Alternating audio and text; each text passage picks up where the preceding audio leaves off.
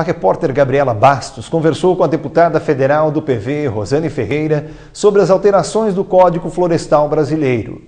A primeira parte dessa entrevista especial você confere agora.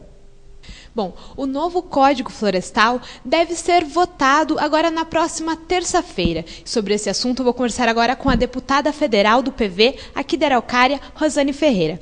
Bom, Rosane, qual que é a expectativa? Dessa vez o projeto deve ser mesmo votado? Infelizmente, sim. Infelizmente, porque até agora não há um consenso.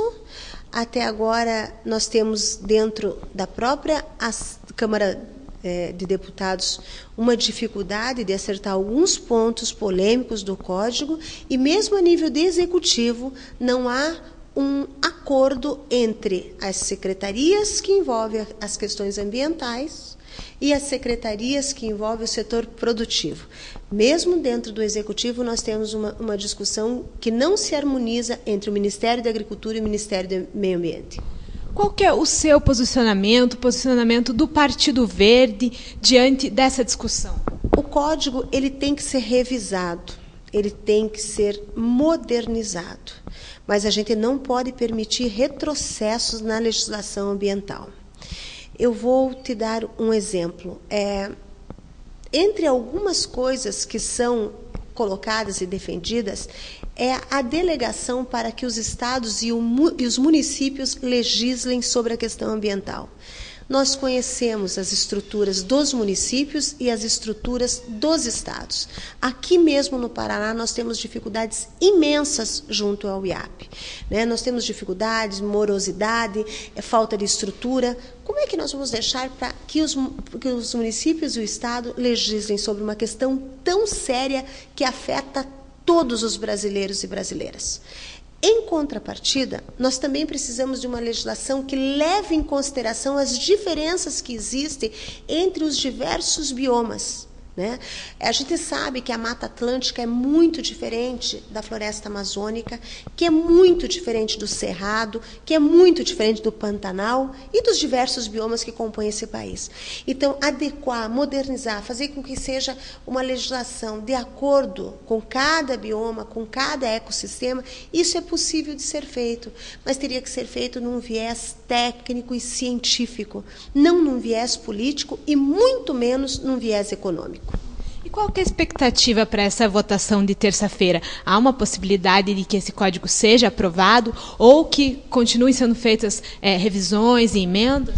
Eu acredito que não mais. Eu acredito porque, na verdade, você veja, há 2 anos o código está sendo discutido dentro da Câmara, 2 anos. Só que nós tivemos uma eleição em outubro. E agora entraram na Câmara Federal 47%, ou seja, quase a metade dos deputados, são 513 deputados, quase a metade dos deputados que lá estão são novos, como eu, de primeiro mandato. E nós não tivemos tempo para nos aprofundarmos na matéria. Não no Código Florestal, porque um código que está aí desde 65, nós podemos ter estudado e eu, até certo ponto, domino ele. Mas nós não tivemos tempo para nos aprofundarmos nas mudanças propostas pelo Código. Porque isso que é importante, nós estamos votando as alterações do Código de 65.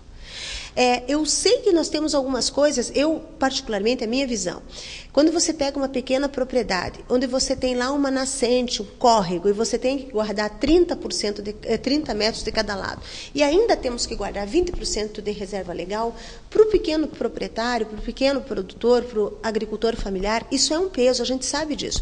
Eu, por exemplo, sou favorável que as áreas de APPs sejam contadas dentro da reserva legal. Vamos supor, você tem que guardar 20% como reserva legal, mas se você tem tantos metros quadrados de área de APP, esses metros podem ser computados como dentro dos 20%. Isso eu sou a favor. O que eu não sou a favor é que sejam diminuídas as áreas de APPs, que valha em cada estado. Você veja, do jeito que está hoje, nós já temos a iniciativa de Santa Catarina deixando 5 metros só nas áreas de APPs, de preservação ambiental em torno de córregos. Nós não temos que pensar só na questão da qualidade de água. Por que nós não podemos plantar até a beira do rio? Porque nós vamos entupir o rio de agrotóxico. Nós sabemos que o Brasil é campeão de consumo de agrotóxico. Mas que não seja só isso. Se nós plantarmos sem deixar a mata ciliar, corre o risco de uma grande chuva nós assorearmos todo esse rio e esse rio sumir. Quer dizer, descer a plantação e acabar com esse riozinho. E a outra coisa também que eu quero falar. O planeta não é só nosso. As terras não são só nossas. Nós somos uma espécie viva, uma espécie das milhares, né, que existem de seres animais e vegetais. Nós somos uma espécie, né, a espécie humana. Como que nós vamos reduzindo? Quer dizer, toda a terra para nos sustentar e toda a biodiversidade para 20% desse terreno. Bom, já depois do intervalo, você acompanha a segunda parte dessa entrevista com a deputada federal Rosane Ferreira.